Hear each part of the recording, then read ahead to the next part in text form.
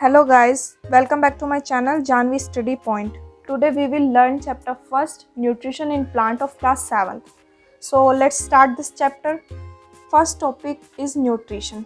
What is nutrition? Nutrition हमने class 6 में भी मैंने आपको बताया था. अब हम एक बार फिर स्टडी कर लेते हैं. The process of providing or obtaining the food necessary for growth and health are called nutrition. ठीक है, यानी कि ऐसा प्रोसेस जो कि क्या हमें फूड मिलता है जो हमारी बॉडी को, ऐसा प्रोसेस जिसमें हमें प्रोवाइड हो या ऑब्टेन हो फूड जो हमारी हेल्थ के लिए, हमारी ग्रोथ के लिए बहुत नेसेसरी है. ठीक है, उसको हम क्या बोलते हैं? न्यूट्रिशन बोलते हैं. ठीक है, इससे अगला टॉपिक आता है हमारा न्यूट्रिएंट्स. अब न्यूट्रिएंट्स क्या होता है? Carbohydrate, protein, fat, vitamin and mineral are called component of food. These component of food are called nutrients. ठीक है, यानी कि जो हमारे कार्बोहाइड्रेट हो गए, हमारा प्रोटीन हो गया, फैट हो गया, विटामिन हो गया और मिनरल हो गए, ये सब क्या है? हमने क्लास 6 में भी पढ़े थे. ये इन सब के ऊपर हमने टेस्ट किया था. तो हमें ये पता है कि ये जितनी भी ये चीज़ें हैं, carbohydrate, protein, fat, vitamin, mineral, ये सब क्या है? कंपोनेंट ऑफ फूड हैं. ठीक है, और इन्हीं कंपोनेंट ऑफ फूड को हम क्या न्यूट्रिएंट्स बोलते हैं. क्या बोलते हैं? न्यूट्रिएंट्स. ठीक है, अब हम आगे देखते हैं mode of nutrition. Mode of nutrition in plant. ठीक है, यानी कि प्लांट के अंदर मोड ऑफ न्यूट्रिशन क्या क्या है? दो तरीके के मोड ऑफ न्यूट्रिशन है प्लांट के अंदर. One is autotrophic and other is heterotrophic. First आता है हमारा autotrophic nutrition. It is a process where an organism prepare its own food from a simple inorganic material like water, mineral, salt and carbon dioxide in presence of sunlight. ठीक है, यानी कि autotrophic nutrition एक ऐसा process होता है जहाँ पे कि ऑर्गेनिज्म अपना खाना खुद बनाते हैं from a simple inorganic material, यानी कि water, mineral, salt, carbon dioxide, इन सब से मिला करके वो अपना खाना खुद बनाते हैं और सनलाइट के प्रेजेंस में बनाते हैं. ठीक है, तो मेनली हमारा क्या है? ऑटो का मतलब सेल्फ हो गया, ट्रॉफिक का मतलब न्यूट्रिशन. ठीक है, यानी कि न्यूट्रिशन के लिए अपने ऊपर ही डिपेंड रहते हैं. ठीक है, ये किसी दूसरे पर डिपेंड नहीं रहता. इनको हम ऑटोट्रॉफिक न्यूट्रिशन बोलते हैं. ठीक है, अब नेक्स्ट है हमारा heterotrophic nutrition. In which an organism depend on other living organism for food. ठीक है, यानी कि हेटेरोट्रॉपिक न्यूट्रिशन वो प्रोसेस है जिसमें कि ऑर्गेनिज्म जो है वो दूसरे लिविंग ऑर्गेनिज्म पे डिपेंड रहते हैं अपने खाने के लिए. ठीक है, तो हेटेरो का मतलब क्या हो गया? अदर. ट्रॉफिक का मतलब क्या हो गया? न्यूट्रिशन. ठीक है, यानी कि अदर न्यूट्रिशन, यानी कि ये अपने न्यूट्रिशन के लिए अदर्स, दूसरों पर डिपेंड रहता है. ठीक है, तो इनको हम क्या बोलते हैं? Heterotrophic nutrition. तो हम अपने नेक्स्ट टॉपिक देखेंगे photosynthesis, food making process in plant. ठीक है, फोटोसिंथेसिस एक ऐसा प्रोसेस है जो कि प्लांट्स जिसमें अपना खाना बनाते हैं. ठीक है, तो हम फोटोसिंथेसिस के बारे में डिस्कस करेंगे. फर्स्टली हम ये देख लेते हैं, leaves are the food factory of plant. ठीक है, लीव्स जो होती है, प्लांट्स की जो लीव होती हैं वो प्लांट के लिए क्या होती है? उसकी फूड फैक्ट्रीज होती हैं. ठीक है, photosynthesis is a process used by plant and other organism to convert light energy into chemical energy that can be later be released to fuel the organism to the activities. ठीक है, यानी कि photosynthesis एक ऐसा process है जो कि plant और अदर ऑर्गेनिज्म के द्वारा यूज़ किया जाता है. ठीक है, जिसमें कि वो अपनी लाइट को और एनर्जी को लाइट और एनर्जी को केमिकल एनर्जी में कन्वर्ट कर देते हैं. ठीक है, और बाद में फिर उसको लेटर बाद में क्या करते हैं? उसको वो फ्यूल की तरह, उस एक्टिविटीज़ में फ्यूल की तरह वो यूज़ करते हैं उसे. ठीक है,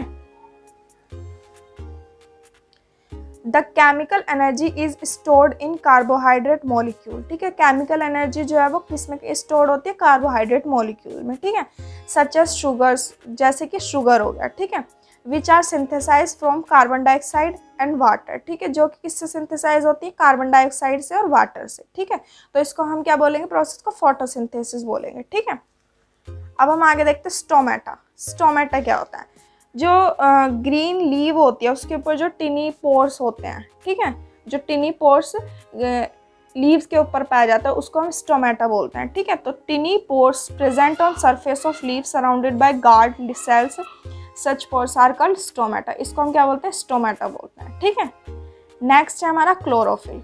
the leaves have a green pigment called chlorophyll. जो लीव्स के पास ग्रीन कलर पिगमेंट होती है उसको हम क्या बोलते हैं? क्लोरोफिल बोलते हैं. क्या बोलते हैं? क्लोरोफिल. ठीक है, ये एक नोट है छोटा सा. Sun is ultimate source of energy for all living organism. Sun जो है वो अल्टीमेट सोर्स है एनर्जी का सभी लिविंग ऑर्गेनिज्म के लिए. ठीक है, ये फोटोसिंथेसिस इक्वेशन है, carbon dioxide plus water give in the presence of sunlight and chlorophyll give us carbohydrate plus water. ठीक है, यानी कार्बन डाइऑक्साइड के साथ अगर हम वाटर को ऐड करके सनलाइट की प्रेजेंस में और क्लोरोफिल की प्रेजेंस में रिएक्ट कराएंगे तो हमें क्या मिलेगा, कार्बोहाइड्रेट मिलेगा एंड वाटर मिलेगा। ओके, हम अपना एक ये फिगर देख लेते हैं। इसमें ये हमारी रूट्स हैं जिससे ये वाटर है, यहाँ पे इनमें रूट्स में क्या है, वाटर है जो ऊपर जाएगा। ठीक है, ये मैं सन से यहाँ पे लाइट मिल रही है। ठीक है, इनके अंदर ये एटमॉस्फेयर से क्या, ये लीव्स एटमॉस्फेयर से क्या कार्बन डाइऑक्साइड ले रही हैं। ठीक है, और इनके अंदर क्या प्रेजेंट है, कार्बोहाइड्रेट प्रेजेंट है। ठीक है, और ये एटमॉस्फेयर में क्या रिलीज कर रही है, ऑक्सीजन को रिलीज कर रही है। ठीक है, अब नेक्स्ट देखते हैं हम एल्गी। एल्गी क्या होता है, You see slimy green patches in pond or stagnant water bodies. These are generally formed by the growth of organism called algae. ठीक है, तो आप सभी ने देखा होगा कि स्लीमी और ग्रीन कलर के पैचेस या तो पॉन्ड तालाब के किनारे या स्टैगन यानी कि रुके हुए पानी में ग्रीन कलर के पैचेस होते हैं, स्लीमी। ठीक है, तो जो वो पैचेस होते हैं उन्हीं को हम एल्गी बोलते हैं। ठीक है, जनरली वो क्या होता है, ऑर्गेनिज्म की ग्रोथ, ठीक है, होती है, उसको क्या बोलते हैं, हम एल्गी बोलते हैं। अब हम देखते हैं other mode of nutrition in plant. ठीक है, एक तो हमने पहले ऑटोट्रॉफिक न्यूट्रिशन इन प्लांट पढ़ा था जिसका एक एग्जांपल हमने फोटोसिंथेसिस प्रोसेस पढ़ा है उसके लिए। ठीक है, अब हम other mode of nutrition in plant देखेंगे। तो human and animal such as such plants depend on food produced by other plant are called heterotrophic nutrition। ठीक है, ह्यूमंस और एनिमल, ठीक है, जैसे प्लांट्स जो वो है अपने खाना जो प्रोड्यूस करते हैं वो दूसरों पर डिपेंड रहता है, तो उसको क्या बोलेंगे हम, हेटेरोट्रॉफिक न्यूट्रिशन। ठीक है, ह्यूमन एनिमल्स ये जो है अपने खाने के लिए दूसरे पर डिपेंड होते हैं, उसको हम और हेटेरोट्रॉफिक न्यूट्रिशन बोलते हैं, ये हमें पता है। तो अब हम इसका एक एग्जांपल देखेंगे, कस्केटा। ठीक है, it doesn't have chlorophyll, cuscuta के पास क्लोरोफिल नहीं होता है। ठीक है, it take readymade food from plant on which it is climbing. ठीक है, ये क्या करता है, रेडीमेड फूड लेता है प्लांट से, ठीक है, जिसपे ये क्लिम करता है, क्लिम का मतलब चढ़ना। ठीक है, the plant on which it is climb is called the host. ठीक है, जिस प्लांट पे ये क्लिम चढ़ता है उसको क्या बोलते हैं, हम होस्ट बोलते हैं।